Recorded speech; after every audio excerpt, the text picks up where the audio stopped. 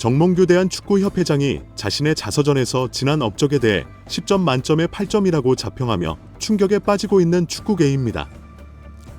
정 회장은 지난 26일 발간된 자서전 축구의 시대, 정몽규 축구 30년에서 12년 동안 대한축구협회장으로 일하면서 여러 가지 논란에 휩싸였다고 밝혔습니다. 잘못된 판단에 대한 질책도 있었고 오해에서 비롯된 공격도 있었다며 때로는 아프게 반성한 적도 있었고 간혹 외국에 서운한 적도 있었다고 덧붙였습니다. 정 회장은 축구협회장에게 필요한 덕목은 높은 수준의 역량과 도덕성 외에 인내심과 참을성이라며 월드컵이나 아시안컵 등 주요 대회에서 대표팀이 부진하면 온 국민의 원성을 들어야 하기 때문이라고 토로했습니다. 그는 어느 종목도 국가대표팀 성적이 나쁘다고 회장 퇴진을 요구하지 않는다며 이럴 때마다 축구협회장이나 국가대표팀 감독은 국민의 욕바지가 아닌가 하는 생각이 든다고 호소했습니다. 정 회장은 지난해 3월 축협이 승부 조작 축구인에 대한 사면을 발표했다가 4일 만에 번복한 사면 파동에 대해서도 설명했습니다.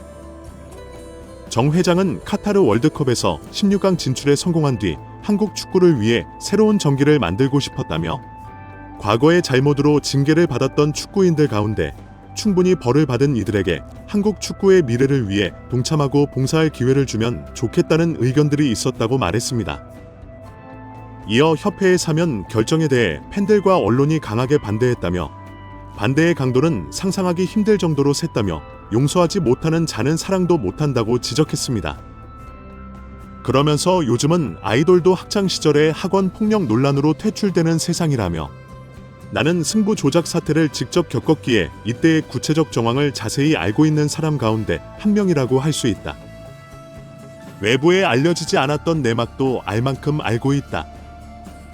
이런 사건의 성격상 완전한 적발과 척결은 있기 힘들다고 주장했습니다.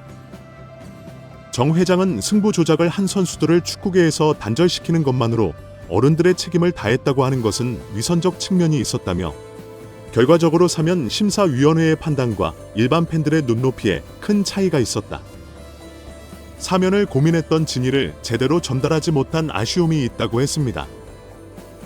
정 회장은 또 누군가 내 임기 도중 일어났던 업적에 대해 점수를 매겨보라고 한다면 10점 만점에 8점 정도는 된다고 대답하고 싶다며 나는 점수에 상당히 박한 편이라 내가 8점이라고 하면 상당히 높은 점수라고 평가했습니다. 이 소식이 전해지자 축구 팬들은 뒷목을 잡고 쓰러지기 일보 직전인 상황입니다. 클린스만 혼자 딴 세상에서 저도 웃고 이상한 소리만 하더니 역시 클린스만 낙하산으로 뽑은 정몽규 아니랄까봐 혼자만의 세상에서 말도 안 되는 자평을 하고 있습니다. 특히 객관적인 절차를 무시하고 적절히 대표팀 감독을 선임하지 않은 것에 대한 문제인식이 전혀 없어 더욱 우라통이 터지고 있습니다. 문체부 감사와 국민청원의 심판을 받아야 하며 사과할 것이 아니라 진정한 사과가 필요합니다. 여기에 대한 축구협회가 국내 3부, 4부 축구리그인 K3 리그, K4 리그 팬들을 대상으로 사행시 이벤트를 열었다가 되려 곤욕을 치르고 있습니다. 지난 15일 K3, K4 리그 공식 인스타그램에는 축구팬이라면 누구나 참여 가능한 사행시 이벤트가 올라왔습니다. 15일부터 오는 29일까지 이어지는 이벤트는 K3, K4 사행시를 짓는 이벤트인데요.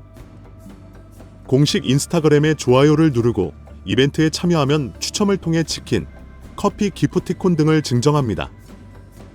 이벤트를 시작한 지 하루도 지나지 않았지만 수많은 축구 팬들이 이벤트에 참여하고 있습니다. 다만 대표팀 감독 선임과 관련해 후폭풍이 계속 이어지고 있는 상황에서 좋은 뜻을 가진 사행시보다 비판의 목소리가 담긴 사행시가 더욱 눈에 띄며 공감과 지지를 받고 있습니다. 한 누리꾼은 클린스만, 황선홍, 홍명보 연타로 말아먹은 감독 선임, 캡의 몰락 1등 공신 정몽규, 사선 절대 반대라는 사행시를 남겼습니다. 사행시를 지었습니다.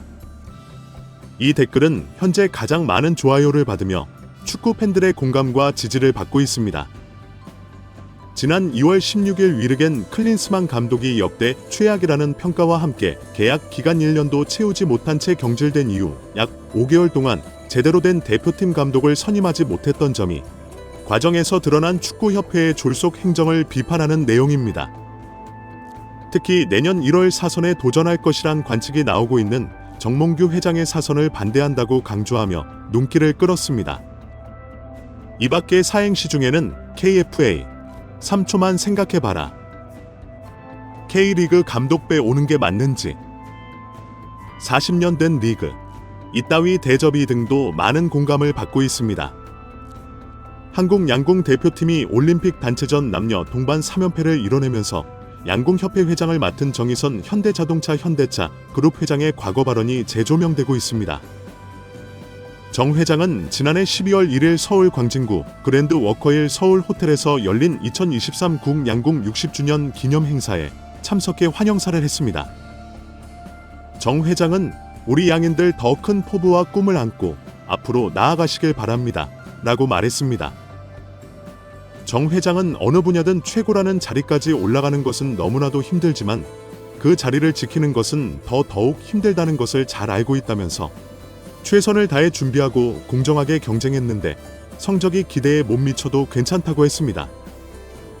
정 회장은 이어 중요한 건 우리 모두가 어떠한 상황에서도 품격과 여유를 잃지 않는 진정한 1인자로서의 모습을 보여주는 것이라면서 이를 통해 국가의 품격을 높이고 국민들에게 자부심을 안겨드릴 수 있다. 그게 바로 스포츠의 가치와 의미라고 생각하고 있다고 말했습니다. 정 회장은 그러면서 저도 적극 후원하겠다. 정몽규 명예 회장님에 이어 제가 양궁협회장으로서 무한한 보람을 느끼고 적극적으로 활동하는 이유도 바로 이런 것이라고 덧붙였습니다. 정 회장의 연설은 당시 SBS 뉴스에 등장했으며 양궁 대표팀의 이 같은 낭보를 계기로 화제가 되고 있습니다. 누리꾼들은 정 회장의 연설 가운데 성적이 기대에 못 미쳐도 괜찮다, 품격과 여유를 잃지 않는 진정한 1인자 등의 부분에 공감하고 있습니다. 한 누리꾼은 품격과 여유, 시스템의 승리, 저 진지한 톤과 눈빛은 빈말이 아닌 듯하다고 했습니다. 다른 누리꾼은 야만적이고 탐욕스런 인간들이 너무나 많은 요즘, 저 품격이라는 말이 참 와닿는다고 했습니다. 본업인 현기차 그룹도 잘 되고 있고 취미인 양궁협회도 계속 잘 나가는 거 보면 능력자인 듯하다는 반응도 있었습니다. 또한 단어가 너무 좋네요. 품격, 품격. 대인배 정의선의 줄임말, 대선이라는 글도 있었습니다. 축구 팬인 듯한 누리꾼들은 축협도 해줘요, 정의선 회장님이라고 했습니다.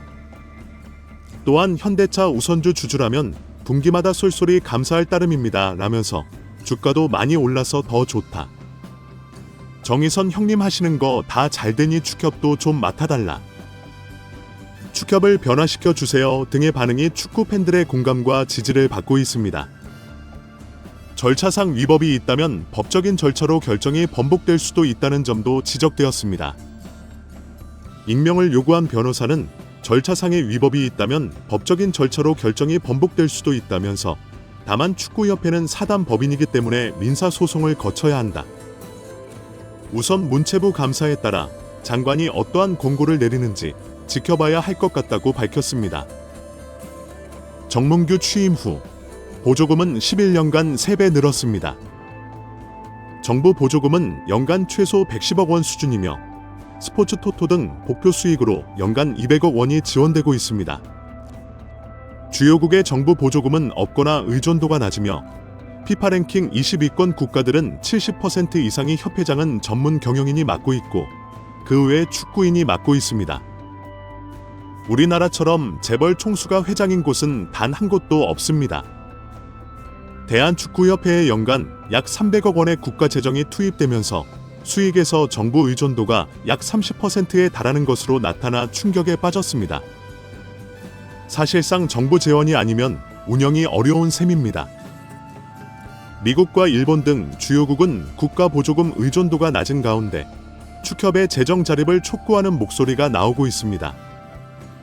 18일 한경닷컴이 축협의 손익계산서를 분석한 결과 지난 2013년 이후 보조금과 복표 수익을 제외하면 연평균 300억 원의 적자를 기록하고 있습니다. 축협의 손익계산서는 정부 재정 비중이 상당한 보조금과 스포츠 토토 등으로 알려진 복표 수익을 포함해 계산하면 재정 상황이 좋아지는 것처럼 보입니다. 복표 수익은 국민체육진흥공단이 국민체육진흥기금 조성을 위해 운영하는 국가 정책 사업에서 발생하기 때문에 정부 재원을 배분하는 세금의 성격을 가지고 있습니다. 축협의 단기 순이익은 최근 5년간 코로나 팬데믹으로 입장료 수익 등이 없어 38억 88억 원의 적자를 기록한 2020년을 제외하고는 늘어나는 듯한 모습입니다.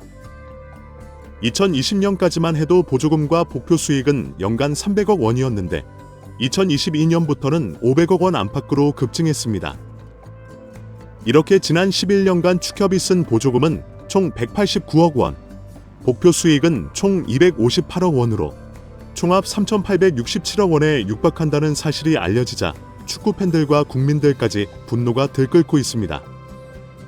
최고의 황금 세대를 가지고 제대로 일처리도 못하면서 정부 지원금이 무려 3천억 원이 넘는 소식에 다들 뒷목을 잡고 쓰러지기 일보 직전입니다. 여기에 과거의 발언 덕분에 홍 감독을 향한 배신감이 너무나 큽니다. 홍 감독은 대표팀의 새 감독 하마평에 오르자 꾸준히 불편하다는 기색을 내비쳤던 바가 있습니다. 이러한 발언은 울산 팬들을 안심시키기에 충분했습니다.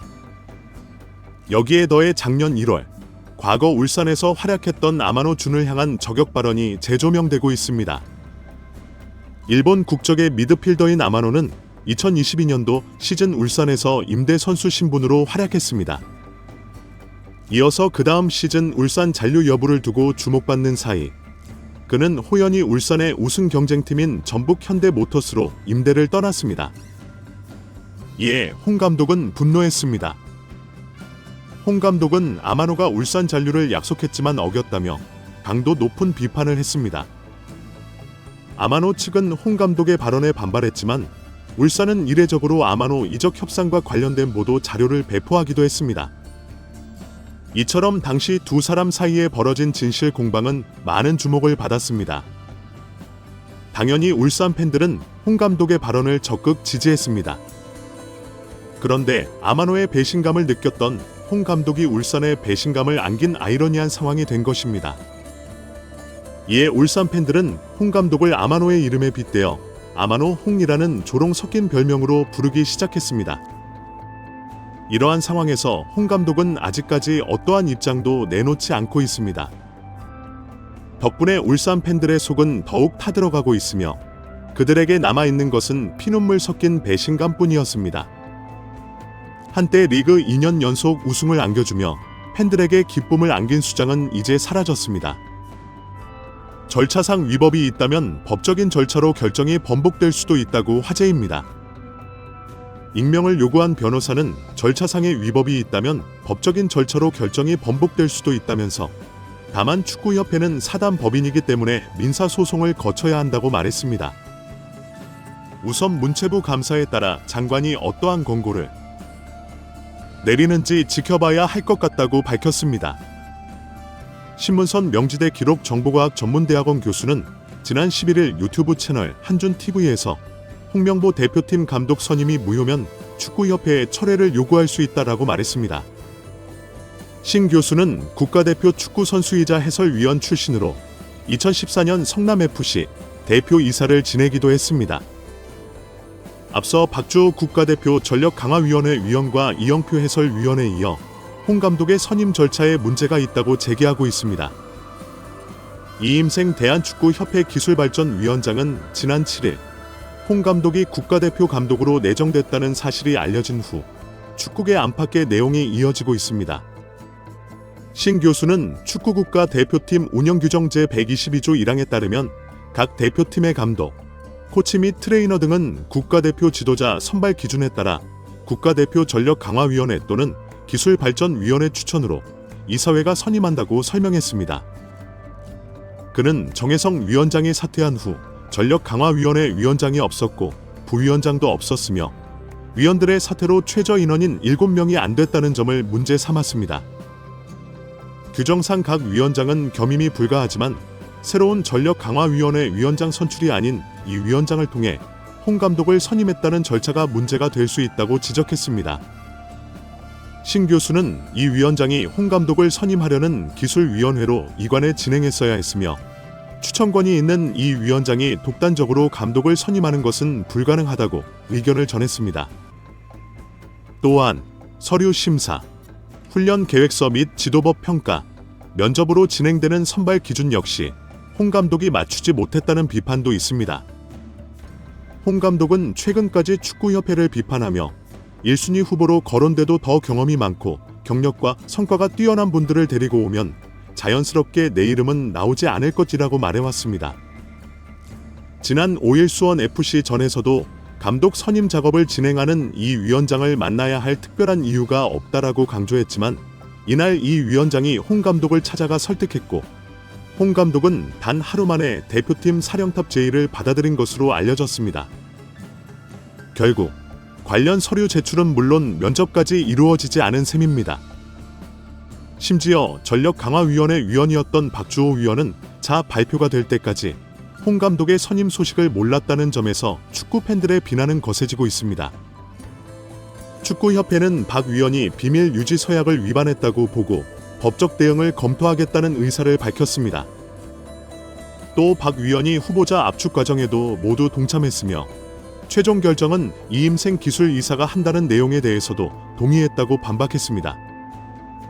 하지만 박문성 해설위원은 자신의 유튜브 채널 달순의 라이브에서 축구협회의 법적 대응이 이루어지지 않을 것이라 관측하며 다른 위원들이 상황을 아는 사람들한테도 더는 말하지 말라는 경고다. 실제로는 그런 깡도 없고 나서지도 못한다고 해석했습니다. 이어 법적 대응에 나서면 더 많은 진실이 공개된다면 진짜로 법적 대응을 하는지 보라고 단언했습니다. 그러면서 향후 전개 상황에 대해 정몽규 축구협회 회장과 홍명보 감독이 나설 것이며 박주호 위원이 고민 끝에 한 건데 너그러이 봐주자, 덮어주자 이런 그림이 나올 것이라고 예상했습니다. 이후 실제로 홍 감독이 지난 10일 기자회견에서 박 위원이 그 안에서 어려움이 있었기 때문에 그런 얘기도 할 수 있었을 것이라며 박 위원의 말이 불편하게 들릴 수도 있지만 이제는 그것도 포용해서 더 나은 한국 축구를 위해 발전해 나가는 게 중요하다며 박 위원을 감싸면서 이런 관측이 맞아떨어졌다는 평가가 나왔습니다.